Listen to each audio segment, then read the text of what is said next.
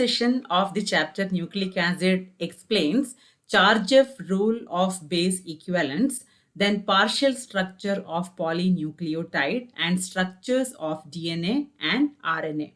Coming to the Chargaff rule of base equivalence, Erwin Chargaff rule of base equivalence says that in all species of DNA, the number of adenine residue is equal to number of thymine residue.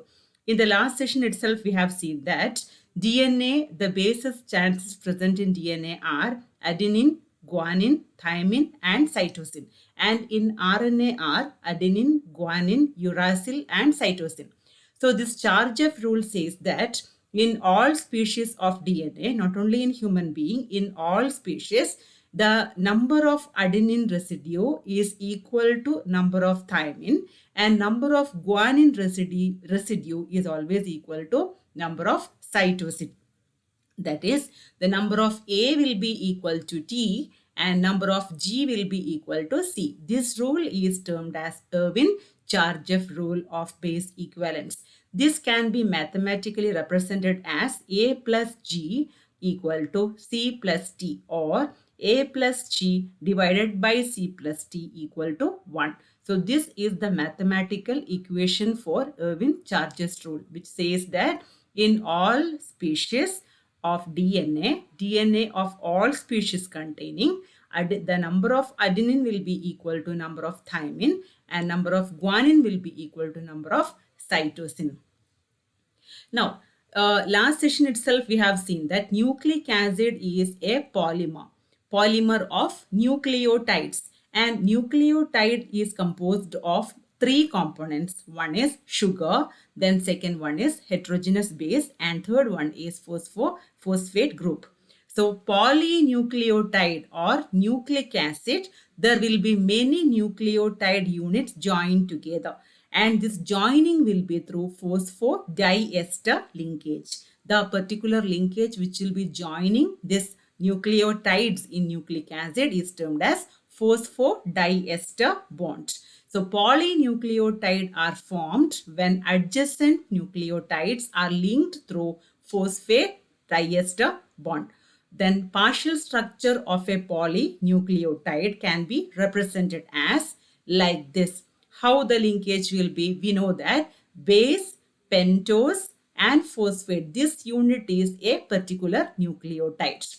Then again base, pentose, phosphate. This is the another nucleotide. So one nucleotide when comes in contact with another nucleotide, at the third position of this ribose or pentose, this phosphate group of the second unit will combine, and this bond is termed as phosphodiester bond, phosphate diester linkage or phosphodiester linkage. In a polynucleotide, the third carbon of pentose sugar is linked to fifth carbon of pentose sugar in the adjacent nucleotide through phosphodiester linkage.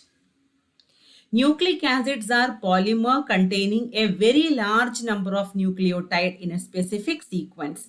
So in DNA and in RNA, a specific sequence is there for the nucleotide. RNA can be regarded as polyribonucleotide and DNA can be regarded as polydeoxyribonucleotide. Look at this segment of DNA and RNA where 4 nucleotides are combining. This is the way in which they will be combining. This is here adenine is the base, ribose, deoxyribose is there in DNA, then phosphate group. So here this is one nucleotide unit, and second nucleotide contain guanine as the base. Then third nucleotide contains cytosine as the base, and the fourth nucleotide contains thymine as the base. This will be the exact pattern. The specific pattern of the sequence will be maintained. The nucleotide sequence will be maintained in DNA. Here you can see this phosphate is not linked to any other pentose sugar. So this part, this fifth carbon is termed as 5' end. So 5' end is free. It is not linked to any other ribose sugar. Whereas the last one, last nucleotide, you can see here, the third carbon OH group is free. So here, this is not linked to any other phosphate group. So here, the 3' end is free. So for any polynucleotide sequence, at one end, there will be a 5' end, which is a free phosphate group. And at the other end, there will be a 3' end, which is a free hydroxyl group at the third position, third carbon of the deoxyribose. So here you can see this particular nucleotide. Here there is an OH at the third carbon, and that will be linked with the phosphate group of the second nucleotide. So this phosphate and OH will be connected through phosphodiester bond. This bond OP, this is termed as phosphodiester linkage. Like that, 1, 2, 3. 3 phosphodiester linkage connects 4 nucleotides in DNA. Similarly, in RNA, the base sequences are A, adenine, guanine, cytosine, and uracil. Instead of thymine, we have uracil here. Here again, the same sequence is followed.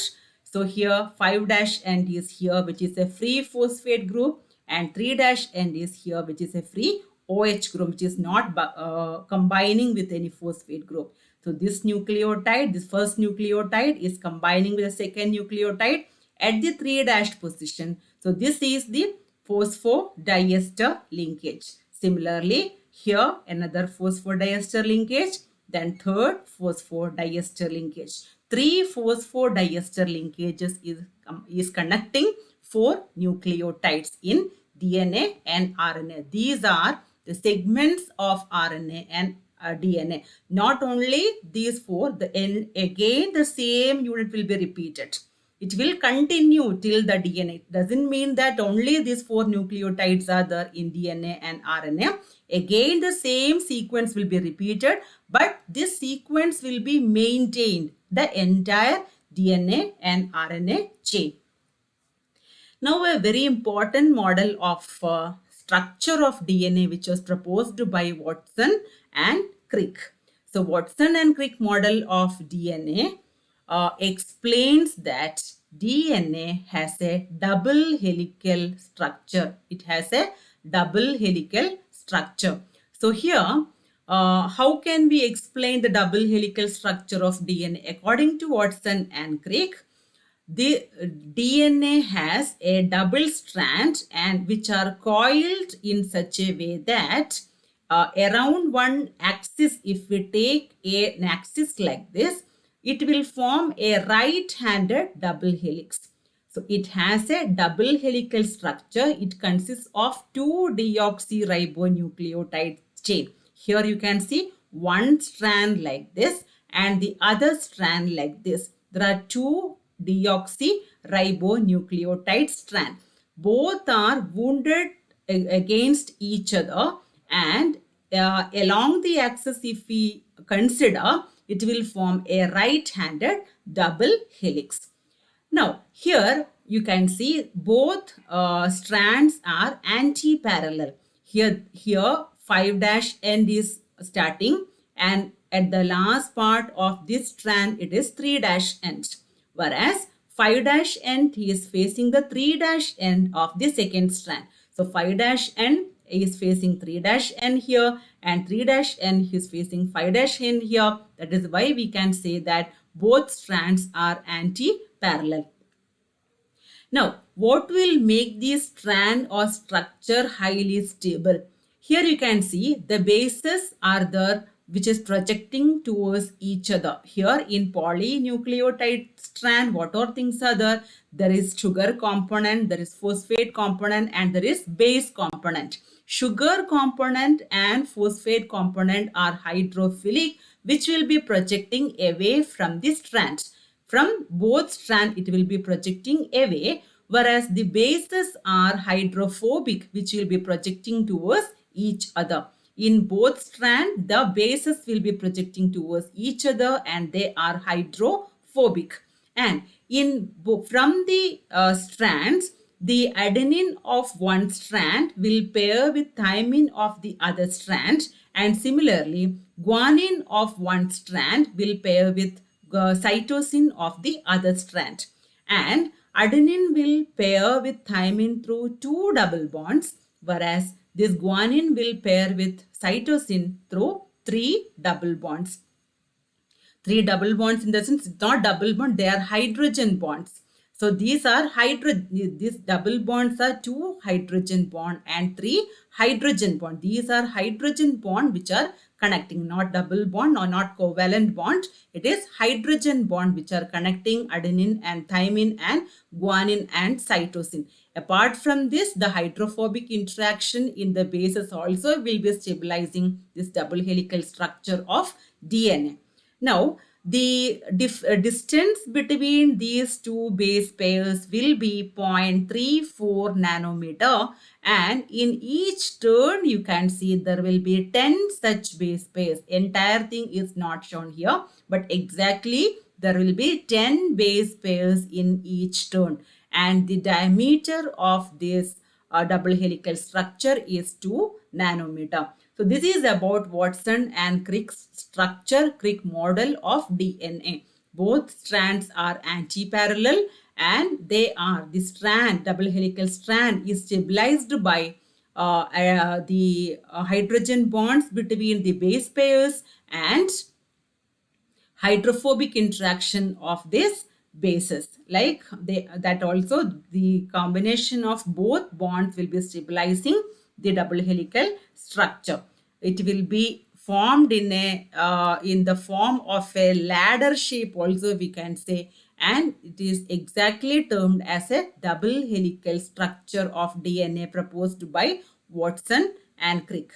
So here you can see the two double bonds formed between thymine and adenine. This is one double bond, this is second double bond. So two hydrogen bonds, double bond in the sense two hydrogen bonds are formed between thymine and adenine.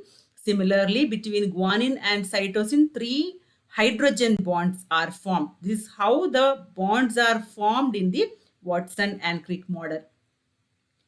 Coming to the structure of RNA, has a single strand structure. It has no double helical structure of DNA. It has only single strand starting from 3' end. It is ending to the 5' end. Like DNA, RNA is a long polynucleotide chain, and it will be polyribonucleotide. Here the pentose sugar will be ribose, whereas in DNA it will be deoxyribose. The pentose sugar will be deoxyribose. This polynucleotide chain consists of nucleotide like 3' 5' phosphodiester bond, which we have seen in the RNA segment. However, they are smaller molecule containing ribonucleotide ranging from as few as 75 to several thousands. This is the structure of RNA. So here it's starting from 5' end and it is ending at the 3' end.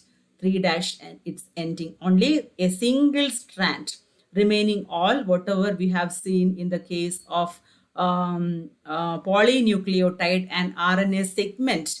RNA segment we have seen it is entirely resembling the RNA segment. A number of tRNAs, transfer RNAs, are purified and primary structure is elucidated. The structure has some common feature. All tRNAs and guanosine monophosphate at their 5' terminal end and carbon at 3' terminal. So all these things are matching with the DNA strand. Differences between DNA and RNA, if we consider, DNA contain deoxyribose as the sugar.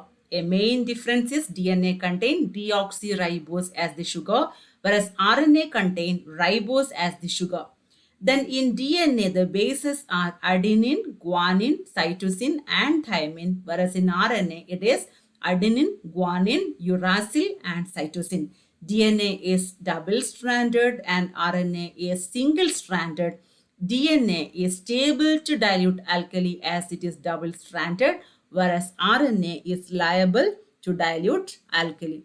So here in this session, we have seen in detail about the partial structure of DNA and RNA, and also about the Chargaff's rule of base equivalence, and also the phosphodiester linkage in polynucleotides.